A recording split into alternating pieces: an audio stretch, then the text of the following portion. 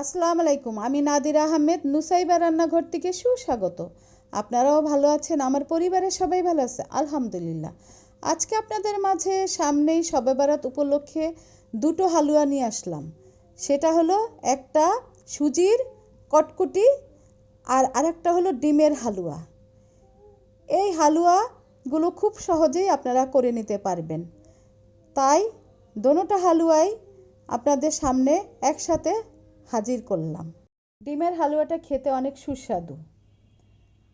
এই হালুয়াটা করে আপনারা ফ্রিজে 1 সপ্তাহ রেখে খেতে পারবেন। এই হালুয়া করতে যা যা লাগছে, আমি একটা মেজারমেন্ট কাপের সেট নিয়ে নিয়েছি। 3টা ডিম ভেঙে আমি হাফ কাপের মতো পেয়েছি। এবার আমি এই হাফ কাপ দিয়েই সবগুলো উপকরণ মেপে নিব। হাফ কাপ চিনি নিয়ে নিলাম, তারপরে হ্যান্ড বিটার দিয়ে ডিমটাকে আর চিনিটাকে ভালো মতো ফেটিয়ে নিলাম। জোরে জোরে না, আস্তে আস্তেই ফেটতে হবে। তারপরে দিয়ে দিলাম হাফ কাপ ঘি। হাফ কাপ ঘি দিয়ে এবার 1 চা চামচ এলাচ গুঁড়া দিয়ে দিলাম। এলাচ গুঁড়া দিয়ে এটাকে ভালো মতো ফেটিয়ে নিলাম। যখন দেখব মিলে গেছে তখন আমি হাফ কাপ গুঁড়ো দুধ দিয়ে দিব। গুঁড়ো দুধ দিয়ে আমি এটাকে নেড়ে চেড়ে ভালো মতো মিশিয়ে নিব। মেশানো যেন দলা দলা পাকিয়ে না থাকে। তারপরে আমি জাফরান দিয়ে দিব কতটুকু। জাফরান আপনার হাতের কাছে না থাকলে দেওয়ার দরকার নেই, কেন যে আমার কাছে আছে তাই আমি দিয়ে দিলাম। এবার চুলার উপরে বসিয়ে আস্তে আস্তে করে একদম লো আঁচে ঘন ঘন নাড়তে হবে। যদি ঘন ঘন না নাড়ি তাহলে কিন্তু দলা পাকিয়ে যেতে পারে, তখন ডিমের হালুয়াটা ভালো হবে না। তাই আমরা ঘন ঘন নাড়তে থাকব। নাড়তে নাড়তে আস্তে আস্তে দেখব কি সুন্দর ঘন হয়ে যাচ্ছে।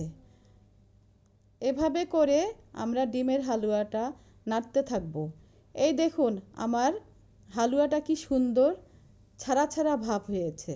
এটা এরকমই আস্তে আস্তে নাড়তে নাড়তে দেখা যাবে সুন্দর ডিমগুলো একটু ছাড়া ছাড়া ভাব হবে। যদি ছাড়া ছাড়া ভাব হয় তাহলে এটা খেতে মজা লাগবে। একটুও কিন্তু দলা পেকে যায় নাই, পুরাটা হালুয়াই সুন্দর হয়েছে। তাই এবার হ্যান্ড বিটার ছাড়া আমরা কাঠের চামচ দিয়ে নেড়ে নিব। কাঠের চামচ দিয়ে নাড়লে চতুর্দিক থেকে ঘুরিয়ে ঘুরিয়ে আনা যায়। এই দেখুন আস্তে আস্তে আমার হালুয়াটা ঘি ছেড়ে দিচ্ছে। যতক্ষণ আমার এটা একটা সুন্দর কালারে না আসবে ততক্ষণ পর্যন্ত আমি চুলার উপরে রেখে নাড়তে থাকব। নাড়তে নাড়তে এই দেখুন আমার হালুয়াটা কি সুন্দর হয়েছে। এবারে আমি একটা ডাইচে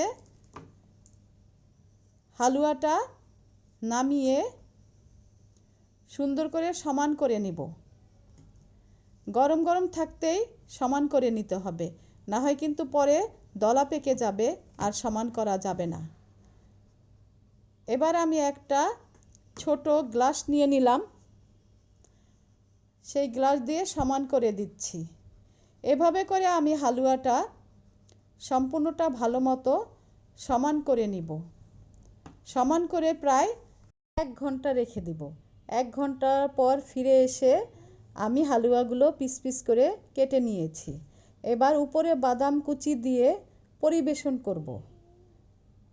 দেখেছেন খুব সহজে হালুয়াটা হয়ে গেল। এই দেখুন আমার নাতনি হালুয়াটা কোনো রকমে সাজাতে দিচ্ছে না। সে কতক্ষণ পর পরেই হালুয়া খেয়ে ফেলবো, দাদু হালুয়া খেয়ে ফেলবো, এরকম করতেছে। এই হালুয়াটা এত সুস্বাদু যে এখনই সে ঘ্রাণে খেয়ে ফেলতে চাচ্ছে। এই দেখুন আপনাদেরকে আমি ভেঙে দেখাচ্ছি হালুয়াটা কত সুন্দর হয়েছে, সব দিকেই ঠিকঠাক হয়েছে। আপনারাও এই হালুয়া শবে বরাতে বানিয়ে খাবেন আর আমাকে সাবস্ক্রাইব করবেন। এরপর আপনাদের জন্য আমি আরও একটা হালুয়া বা কটকটি নিয়ে আসলাম, সেটা হলো সুজির হালুয়া। এটা করতে আমার যা যা লাগছে, এই দেখুন আমার সুজির হালুয়াটা কত সুন্দর। এটা আপনারা ইচ্ছে করলে মাস জুড়েও রেখে খেতে পারবেন বিস্কিটের মতো।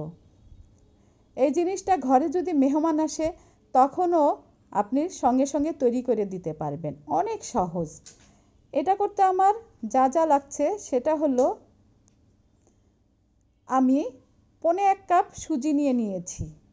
এই মেজারমেন্ট কাপ দিয়েই আমি চিনিটাকেও মেপে নিব। আমি চিনিটাও 1.25 কাপ নিয়ে নিচ্ছি। তো এমন করে সবগুলো উপকরণ মেপে নেবেন। এবার আমি পানি নিয়ে নিব 1/2 কাপ। এখানে চিনিটা গলানোর জন্য পানি নিতে হবে। 1/2 কাপ পানি নিয়ে পাশে রেখে এবার আমি 2 টেবিল চামচ বাদাম আগেই গুঁড়া করে রেখেছিলাম সেটা নিয়ে নিলাম। আর 1 চা চামচ এলাচ গুঁড়া নিয়ে নিলাম। 1 চা চামচ লবণ নিয়ে নিলাম। আর একটা ট্রে নিয়ে ওই ট্রের ভিতরে 1 চা চামচ ঘি দিয়ে মেখে নিলাম। ঘি না দিলেও এটা হবে, তারপরেও ভাবলাম একটু ঘি দিয়ে দিই, তাহলে একটু ঘির ফ্লেভার আসবে। একটা প্যান চুলায় বসিয়ে সুজিটাকে মাঝারি আঁচে আস্তে আস্তে করে ভেজে নেব, যেন সুজিটা একটু বাদামি বাদামি কালার হয়। এই দেখুন আমার সুজিটা আস্তে আস্তে বাদামি কালার হয়ে গেছে।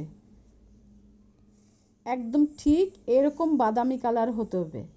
তখন আমি সুজিটাকে নামিয়ে এক সাইডে রেখে ওই প্যানে ওই 1/2 কাপ পানি দিয়ে চিনিটাকে দিয়ে দিব। দিয়ে এবার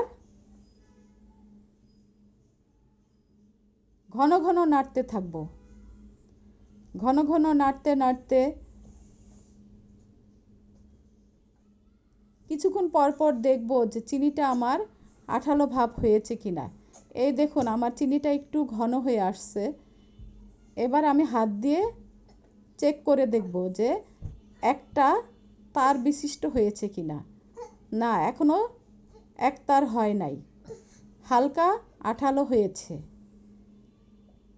এবার এই দেখুন এবার আমার চিনিটা খুব সুন্দর আঠালো হয়েছে। এবার সুজিটাকে দিয়ে এলাচ গুঁড়া, লবণ, বাদাম দিয়ে ভালো মতো নেড়ে চেড়ে নিব। ঘন ঘন নাড়তে হবে যেন কোথাও দলা পাকিয়ে না থাকে। ঘন ঘন নাড়তে নাড়তে যখন দেখব একটু আমার সুজিটা আঠালো ভাব হয়ে গেছে, তখনই তাড়াতাড়ি ট্রেতে আমি ঢেলে ফেলবো, না হয় কিন্তু শক্ত হয়ে যাবে। ট্রেতে ঢেলে